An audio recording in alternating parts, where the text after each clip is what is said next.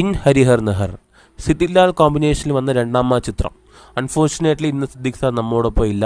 മലയാള സിനിമയിൽ ഒരുപാട് നല്ല ചിത്രങ്ങൾ സമ്മാനിച്ചൊരു കോമ്പിനേഷനായിരുന്നു സിദ്ദിഖ് ലാൽ കോമ്പിനേഷൻ എന്ന് തന്നെ പറയേണ്ടി വരും.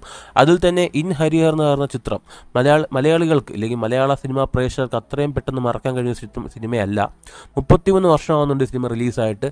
ഇന്നും ടി വിയിൽ ഈ സിനിമ സംപ്രേഷണം ചെയ്യാൻ നേരത്ത് എന്താ പറയുക, എല്ലാ തിരക്കും മാറ്റിവെച്ച് ഈ സിനിമ കണ്ട് ആസ്വദിക്കാൻ മലയാളി തയ്യാറാവുന്നുണ്ട്. അതുമാത്രമല്ല, ഒരുപാട് തമാശകൾ ഓർത്തോർത്ത് ചിരിക്കാനും ഈ സിനിമ അവന് സമ്മാനിച്ചിട്ടുണ്ട് എന്നതാണ് സത്യവും. കൃത്യമായിട്ട് പറയുകയാണെങ്കിൽ 20 ജൂൺ 1990 സിനിമ റിലീസാവുന്നത്. കായിസ് കുരിയാച്ചനാണ് ഈ സിനിമ പ്രൊഡ്യൂസ് ചെയ്തത്. എത്ര രൂപയാണ് ഈ സിനിമയുടെ ബഡ്ജറ്റ് എന്നുള്ള കാര്യം ക്ലിയറായിട്ട് കിട്ടിയിട്ടില്ല. ഈ 1990 ഏറ്റവും കൂടുതൽ കളക്ഷൻ നേടിയ 4ാമത്തെ ചിത്രവും കൂടി ആയിരുന്നു ഇൻ ഹരിഹർ നഹർ എന്ന ചിത്രം. മലയാളികൾക്ക് അത്ര പെട്ടെന്ന് മഹാദേവനെയും അപ്പുക്കുട്ടനെയും ഗോവിന്ദകുട്ടിയും തോമസ് കുട്ടിയും മറക്കാൻ കഴിയത്തില്ല.